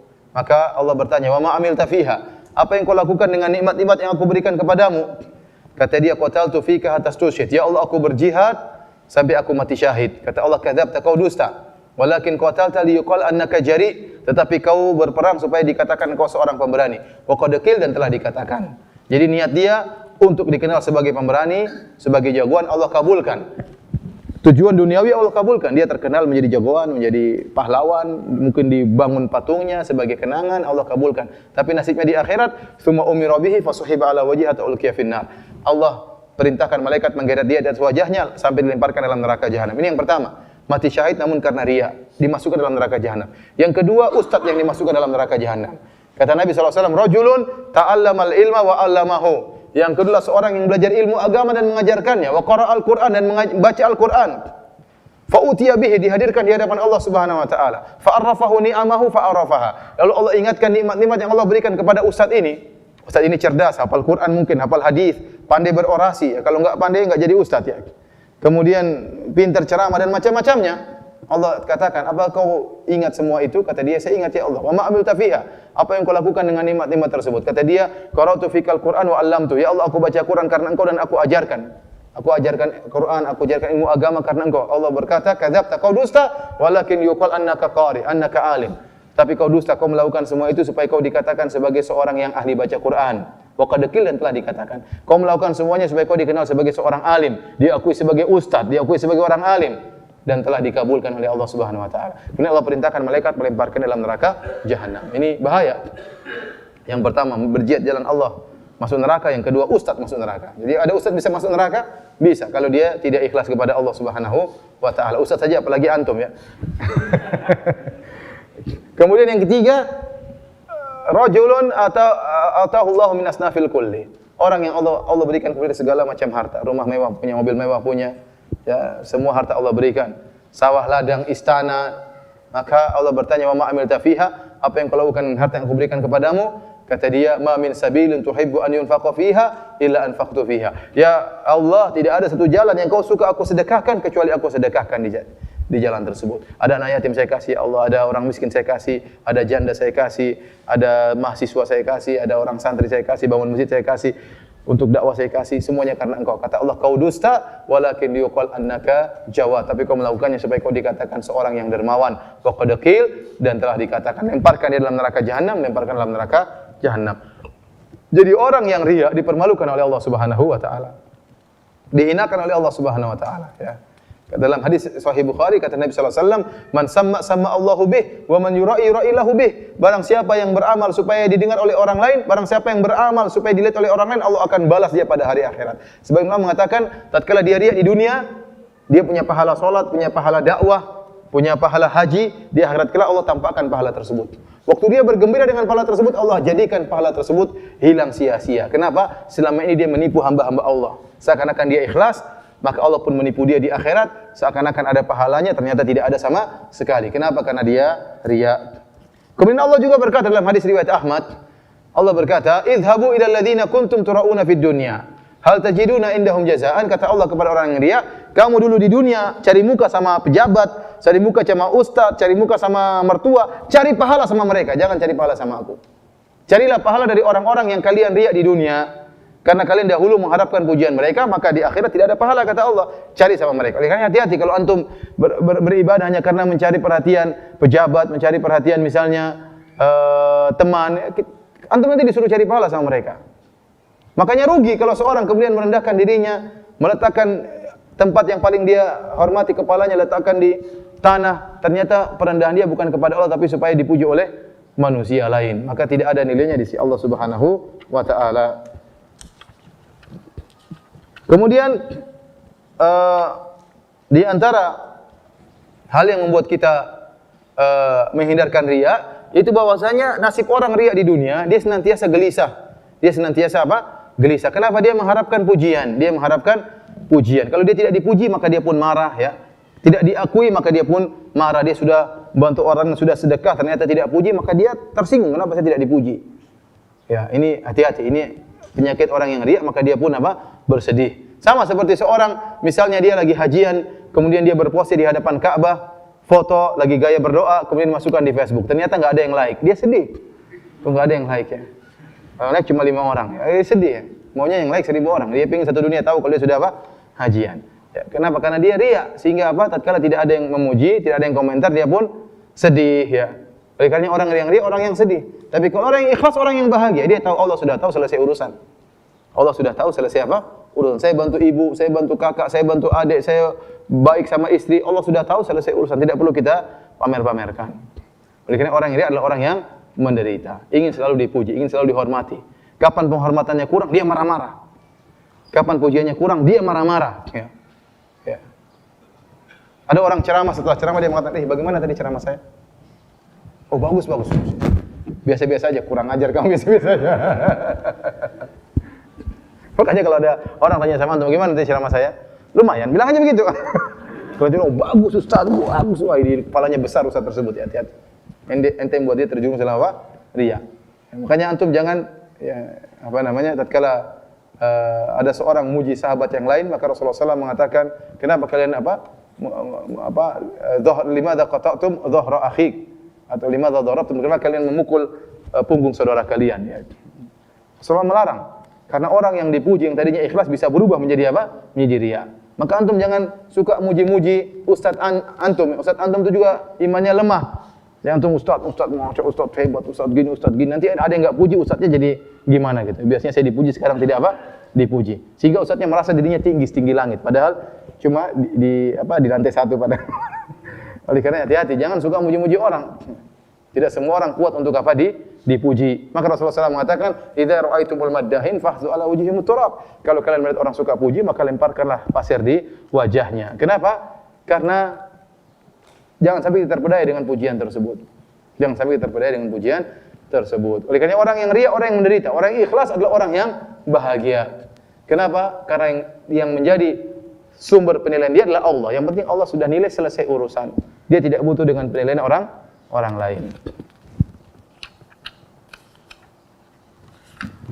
Kemudian para hadirin dan hadirat yang dirahmati oleh Allah Subhanahu wa taala, di antara kiat kita untuk bisa ikhlas dan terjauh dari riya, di antaranya berdoa. Doa yang sangat penting. Nabi sallallahu alaihi wasallam mengajarkan, "Allahumma inni a'udzubika an usyrika bika syai'an a'lamu wa astaghfiruka lima la a'lamu." Ini doa yang sangat penting. Ya Allah, aku berlindung kepada Engkau dari kesyirikan yang aku sadari dan kesyirikan yang aku tidak sadari. Sering kita terjerumus dalam riya tanpa kita sadari. Tiba-tiba penyakit riya masuk dalam hati kita tanpa kita sadari. Perlu sering kita mengecek diri kita, ini ikhlas atau enggak. Saya kesini ikhlas atau tidak. Apakah hanya karena mencari pujian? Kalau ikhlas lanjut, kalau enggak perbaiki dulu. Jangan mundur. Perbaiki dulu, berusaha baru lanjut lagi. Ya, karena kalau kita tidak ikhlas rugi amalan kita, rugi sia-sia. Kemudian kalau kita dipuji, kita baca doa. Allahumma la tu'akhidni bima yaqulun. Ya Allah, janganlah Kau menyiksa aku atas pujian mereka. Waghfir li ma la ya'lamun, dan ampunilah aku atas dosa-dosa yang mereka tidak tahu. Waj'alni khairan mimma yadhunnun, jadikanlah aku lebih baik daripada apa yang mereka persangkakan. Ini doa yang sangat mujarrab untuk menghilangkan riya. Kalau orang puji kita bilang gitu. Allahumma la tu'akhidni bima yaqulun. Ya Allah, jangan Kau siksa aku karena pujian mereka yang mereka tidak tahu hakikat diriku. Waghfir li ma la ya'lamun. Ampunilah aku atas apa yang mereka tidak tahu tentang hakikatku. Kita lebih tahu tentang diri kita. Kita tahu maksiat yang kita lakukan. Kita tahu bagaimana malasnya kita sholat malam. Kita tahu bagaimana kurangnya kita berbakti kepada kedua orang tua. Kita tahu bagaimana kasarnya kita kepada anak dan istri. Kita tahu bagaimana pelitnya kita terhadap sedekah. Kita lebih tahu tentang diri kita. Maka orang muji kita karena mereka tidak tahu tentang kekurangan-kekurangan kita. Maka kita berdoa, waghfirli ma la ya'lamun. Ampunilah aku ya Allah atas ketidaktahuan mereka tentang kekurangan-kekuranganku. Waj'alni khairan mimma yadhunnun, yang jadikan aku lebih baik daripada apa yang mereka persangkakan. Ini di antara hal yang bisa mendorong kita untuk terselamatkan dari penyakit riya.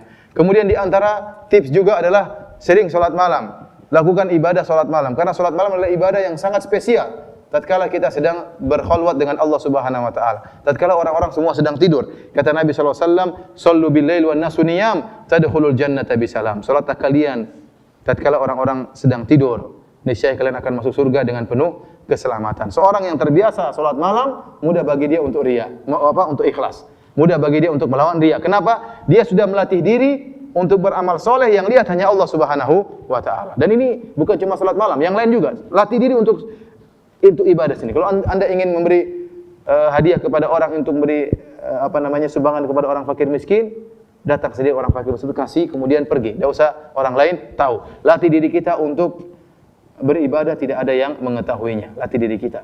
Di antaranya salat malam. Ya, salat malam sangat penting. Kita berkhalwat dengan Allah Subhanahu wa taala, ya. Namun tatkala siang hari tidak usah cerita, ya. Tadi malam alhamdulillah saya salat 8 rakaat alhamdulillah. Tapi witirnya ketinggalan, Masya Allah. Tidak usah cerita-cerita, ya. Ya qadarullah tadi malam saya biasanya saya 11 rakaat, tadi malam cuma 4 rakaat. Enggak usah bilang-bilang begitu, ya. Enggak usah, ya. Itu adalah pintu-pintu yang membuka riya, ya.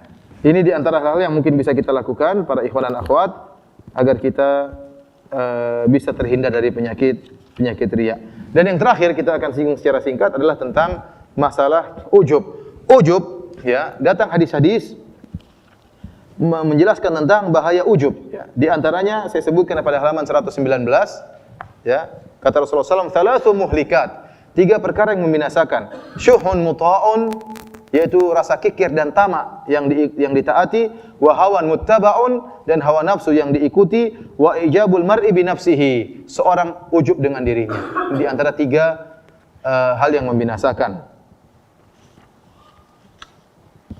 Dalam hadis yang lain Rasulullah SAW bersabda, "Lau lam takunu tudznibun, khasyitu alaikum ma huwa akbaru min dzalik, al-ujub al-ujuba." Kalau kalian tidak pernah berdosa, aku akan khawatirkan menimpa kalian yang lebih parah daripada itu, yaitu penyakit ujub. Seorang yang tidak pernah bersalah bisa terjerumus dalam apa? Penyakit ujub, ya. Bisa terjerumus dalam penyakit ujub. Oleh karena terkadang Allah mentakdirkan kita melakukan sebagian dosa agar kita tidak apa? Tidak ujub. Bahwasanya kita tahu kita bagaimanapun masih punya kekurangan. Yang dimaksud dengan ujub itu bangga dengan diri, merasa pede dengan dirinya. Di antaranya adalah meyakini bahwasanya keberhasilan yang dia dapatkan, bahwasanya dia punya andil dalam keberhasilan tersebut. Makanya tadi saya sebutkan perkataan Syekhul Islam Taimiyah, barang siapa yang mewujudkan wa iyyaka nasta'in, menerapkan wa iyyaka nasta'in yang artinya hanya kepada Engkau lah kami mohon pertolongan, maka dia akan terhindar dari penyakit ujub. Artinya apa? Seorang sadar bahwasanya segala keberhasilan yang dia dapatkan, dia menjadi seorang cerdas, dia menjadi seorang ustaz, dia menjadi seorang direktur, dia menjadi seorang dermawan, dia yakin bahwasanya semuanya semata-mata karunia dari Allah Subhanahu wa taala. Kapan kita merasa karena ada andil daripada diri kita, itulah penyakit ujub. Seperti perkataan sebagian orang, saya berhasil karena saya cerdas. Saya berhasil karena saya cerdas. Saya dulu ranking terus misalnya, dia mengatakan demikian. Kita bilang kau jadi kaya bukan karena kecerdasanmu. Benar, itu ada sebab. Tetapi yang menyebabkan akibat semata-mata hanyalah Allah Subhanahu wa taala. Karena banyak orang yang punya sebab seperti kamu miliki tidak jadi orang kaya. Makanya kita tahu bahwasanya tidak ada kaidah bahwasanya kekayaan sesuai berbanding lurus dengan kecerdasan. Tidak ada kaidah seperti ini. Betapa banyak bos tidak tahu apa-apa tentang ilmu. Bahkan ada bos yang mungkin tidak lulus SD tapi anak buahnya S1, ya. Anak buahnya sarjana. Ini banyak terjadi seperti itu. Jadi tidak mesti orang cerdas kemudian jadi orang kaya. Ini dalil bahwasanya kecerdasan yang Anda miliki memang sebab, tapi dia bukan penentu. Karena banyak orang yang kaya, yang cerdas tidak kaya seperti Anda. Kapan Anda merasa Anda kaya gara-gara Anda cerdas, Anda telah ujub. Sama seperti seorang mengatakan saya berhasil karena saya banyak pengalaman. Kita katakan banyak orang punya pengalaman seperti Anda tidak berhasil seperti Anda. Ada orang punya pengalaman tapi pengalaman jadi anak buah terus, enggak pernah jadi pengalaman jadi bos. Ya, kapan jadi bosnya? Oleh karenanya perhatian terus banget, seorang tatkala dia terkena penyakit ujub, maka dia akan kurang bersyukur kepada Allah. Kenapa? Dia merasa pede, dia merasa karena dialah dia berhasil. Tapi kalau seorang merasa bahwasanya segala keberhasilannya semata-mata dari Allah Subhanahu wa taala, maka dia akan pandai bersyukur kepada Allah. Dia tahu sewaktu-waktu Allah bisa tarik kenikmatan tersebut. Maka dia banyak bersyukur kepada Allah Subhanahu wa taala tatkala penyakit ujubnya hilang. Tapi kalau dia terkena penyakit ujub, dia kurang bersyukur kepada Allah Subhanahu wa taala. Dia merasa hebat, ya. Seandainya orang tersebut tahu semata-mata dari Allah, maka dia akan tawadhu. Dia tidak sombong, dia tidak angkuh. Dia tahu bahwasanya cerdasnya dia pun dari Allah Subhanahu wa taala. Allah yang membuat dia bisa melakukan pengalaman-pengalaman tersebut, semuanya pun telah disiapkan oleh Allah Subhanahu wa taala. Allah yang telah mengangkat derajatnya, Allah yang membuat mengangkat karirnya, dia tahu semuanya dari Allah Subhanahu wa taala, maka jadilah dia orang yang tawadhu, tidak sombong dan tidak ujub kepada dirinya. Demikianlah para hadirin dan hadirat yang dirahmati oleh Allah Subhanahu wa taala, kajian kita pada kesempatan pagi hari ini tentang berjihad melawan riya dan ujub, dan kita berdoa semoga Allah Subhanahu wa taala menyelamatkan kita dari dua penyakit ini. Dan ingat, kita harus terus mengingatkan diri kita tentang hal ini, karena kalau kita selamat sekarang tidak tahu besok, tidak tahu lusa. Penyakit ini terus menghantui kita, berusaha untuk membuat kita, setan ingin buat kita riya dan ujub kapan saja. Oleh karena kita berjihad melawan riya dan ujub sampai kapan? Sampai meninggal dunia. Sampai meninggal dunia. Disebutkan tentang kisah Imam Ahmad rahimahullahu taala, tatkala akan dia meninggal dunia, mengatakan ba'du. Belum. Kemudian dia mengatakan belum. Anaknya heran, "Wahai ayahanda, kenapa Anda mengatakan belum?" Kata Imam Ahmad, "Tadi datang iblis kepada saya, iblis berkata, 'Futtani ya Ahmad.' Kata iblis, 'Kau sudah lolos dariku wahai Ahmad.' Kataku kepada iblis, belum, saya belum lolos." Jadi iblis ingin buat Ahmad ujub di akhir hayatnya. Bahwasanya kau lolos dari apa? Godaanku. Kata Imam Ahmad, belum, sampai kalau saya belum mati, belum selesai. Terbebas dari godaan apa? Iblis. Jadi seorang berusaha melawan riya dan ujub sampai kapan? Sampai meninggal dunia. Berikut kita akan menjawab pertanyaan yang mungkin untuk kita jawab. Bagaimana kalau kita melakukan ibadah agar tidak menjadi riya karena tanpa disadari perayaan riya itu ada? Bagaimana caranya menghilangkan rasa riya atau ujub itu tidak timbul dari diri kita? Intinya ikhwan, kita berusaha. Kata Allah, la yukallifullahu nafsan illa wus'aha. Allah tidak membebani di luar kemampuan seseorang. Kalaupun dia berusaha untuk tidak riya, kemudian timbul riya, dia tidak suka, maka tidak jadi masalah. Yang penting dia benci dengan penyakit apa? Riya tersebut. Ya.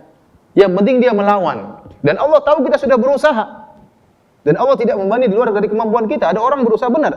Namun terus kita latihan, maka kita akan sampai pada cuek dengan orang lain. Untuk pertama kali ikhlas memang agak susah. Perlu latihan. Kita sedang mau ikhlas tapi ada aja masih ada riyanya. Lawan saja, cuek aja. Yang penting kita tahu Allah Maha tahu saya berusaha. Yang penting kita tahu Allah Maha tahu kita sudah berusaha. Nanti ada suatu saat kita sampai pada tahapan cuek, orang bilang apa enggak jadi masalah. Yang penting Allah sudah tahu. Namun itu perlu perjuangan. Bukan berarti Anda keluar dari pengajian langsung ikhlas hebat seperti ulama, ya susah lah. Tidak seperti itu. Ada perlu latihan, perlu apa?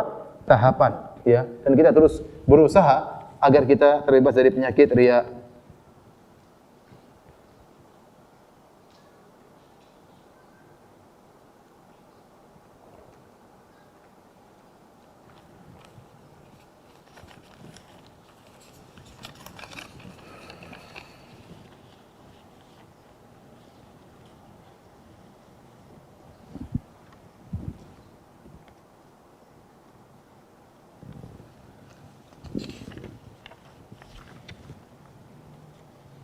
Apakah kita bisa mengukur kekhusyuan salat? Bagaimana menghindari rasa ujub atas khusyuk yang mereka telah dicapai? Ya, kita khusyuk itu perkara yang relatif ya. Artinya tingkat khusyuk berbeda-beda. Yang penting Anda berusaha tatkala salat, berusaha memahami apa yang Anda baca, berusaha bahwasanya menghadirkan dalam hati Anda bahwasanya Allah sedang melihat Anda salat, ya. Sehingga Anda tahu Allah sedang menilai salat Anda. Kalau Anda tahu Allah di depan Anda akan lebih mudah untuk apa? Khusyuk, ya. Anda akan lebih mudah untuk apa? Khusyuk. Dan terutama memahami apa yang Anda ucapkan. Subhana rabbiyal azim, itu harus ngerti maknanya apa. Sami Allahu liman hamidah, itu maksudnya apa? Harus ngerti. Rabbana walakal hamdu, itu maksudnya apa? Ya. Al-Fatihah, tafsiran singkatnya mengerti, harus tahu apa ya. Adapun kalau surat pendek mungkin harus baca tafsirnya, ya. Tapi kalau yang selalu kita baca surat Al-Fatihah, kemudian doa iftitah, Allahumma ba'id baini wa baini khotoyai, kita harus paham maknanya apa. Sehingga kita lebih khusyuk. Sujud, ruku ada doanya, Rabbighfirli warhamni wajburni, harus paham maknanya apa. Sehingga kita bisa lebih apa? Khusyuk, ya. Itu di antara kiat-kiat untuk bisa khusyuk. Kemudian bagi para lelaki untuk lebih mudah khusyuk, maka persiapkan diri kita untuk sholat. Maksud saya persiapkan apa? Persiapkan diri kita, kalau kita tahu sudah mau adzan, segera wudu. Atau kita mendengar azan, segera kita berwudu. Kemudian kita melangkah kaki menuju masjid. Sampai di masjid, kemudian kita sholat sunnah. Kalau ada waktu kita baca doa. Kalau ada baca kita baca Quran. Maka ini berarti persiapkan diri kita. Begitu qamat, maka kita akan mudah untuk apa? Khusyuk. Kenapa? Kita sudah kasih muqaddimah. Beda kalau orang sudah adzan, dia masih ngobrol. Begitu qamat, sudah qamat, ayo cepat berangkat. Sampai sana Allahu Akbar ngos-ngosan, ya susah mau untuk apa? Khusyuk. Kenapa? Terburu-buru. Berarti dia kurang mempersiapkan mempersiapkan dirinya untuk menyambut salat. Semakin kita mempersiapkan diri kita menyambut salat, maka lebih mudah untuk apa? Khusyuk.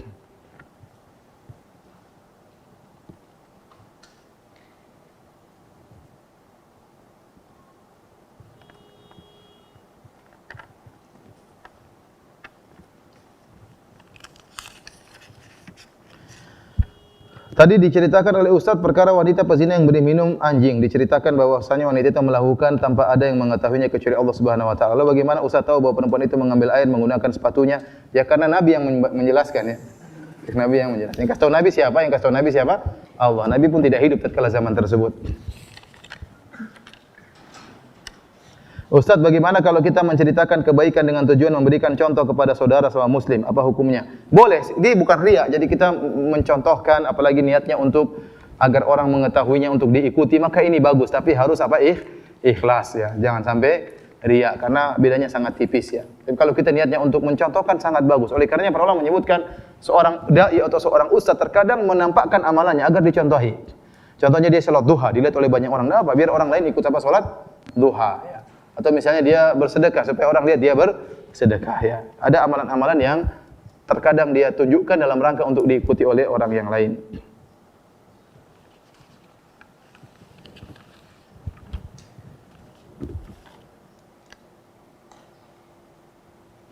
Apakah ucapan atau perkataan saya ikhlas melakukan ini dan itu dapat mempengaruhi amalan hati dalam ikhlas? Tidak mengapa seorang mengatakan saya ikhlas ya. Itu adapun kebenaran perkataan tersebut adalah antara dia dengan Allah Subhanahu wa taala ya. Bukan berarti ada orang yang mengatakan saya ikhlas kemudian kita menuduh dia tidak ikhlas, tidak. Dia mengabarkan bahwasanya misalnya dia mengatakan kamu jangan begitu, kamu tuh memang melakukannya hanya karena ingin dipuji. Oh enggak, saya ikhlas kok karena Allah. Misalnya ada kita kasih bantuan terus dia ingin memberi kita sesuatu, bilang oh enggak saya ikhlas karena Allah Subhanahu wa taala. Enggak jadi masalah. Yang penting benar perkataan tersebut kita ikhlas karena Allah Subhanahu wa taala. Jadi ucapan tersebut ya kalau tujuannya bukan untuk riya, ya maka tidak mengapa insya Allah Subhanahu wa taala. Tadi Nabi mengatakan, Allahumma hajjatan la riya fiha wala sum'ah. Ya Allah, hajiku ini tidak ada riyanya, tidak ada apa? Sum'ahnya.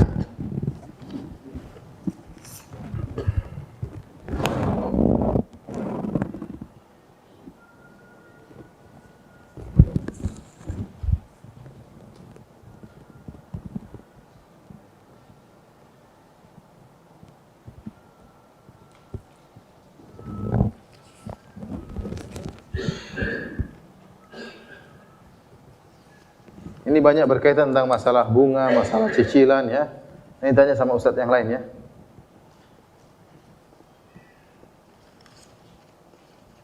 Apakah boleh kita mengeluh lelah, capek dan dengan rutinitas sehari-hari di rumah mengurus anak-anak, pekerjaan rumah dan lain-lain kepada suami agar suami juga mau turut membantu pekerjaan istri di rumah?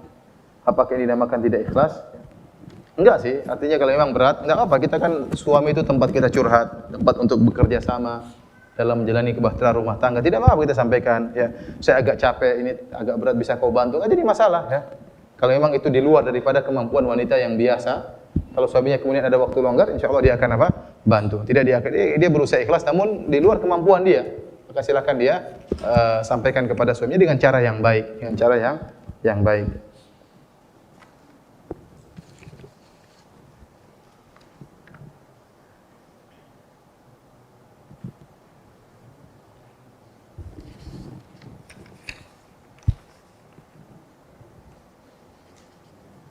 Ustaz, jika saya melakukan sedekah, hati saya biasanya terasa senang setelah bersedekah. Apa itu dinamakan ujub? Tidak. Seorang mukmin adalah seorang yang bahagia jika melakukan amal soleh.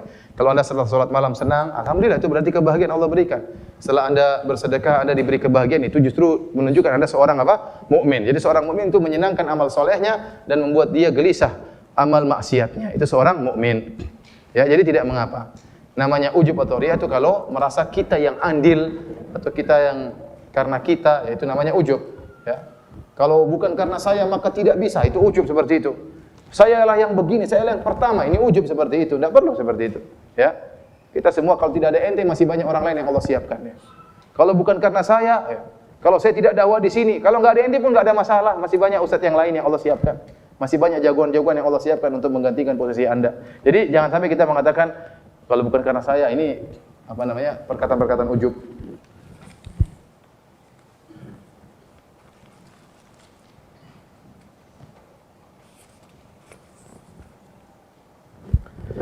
Demikian saja para hadirin yang dirahmati Allah Subhanahu wa taala. Mohon maaf banyak sekali pertanyaan saya tidak bisa jawab ya karena kekurangan ilmu dan juga kurang waktu. Semoga Allah Subhanahu wa taala menjadikan kita orang-orang yang ikhlas di sisi Allah Subhanahu wa taala. Subhanakallah bihamdik asyhadu an la ilaha illa anta astaghfiruka wa atubu ilaik. Assalamualaikum warahmatullahi wabarakatuh.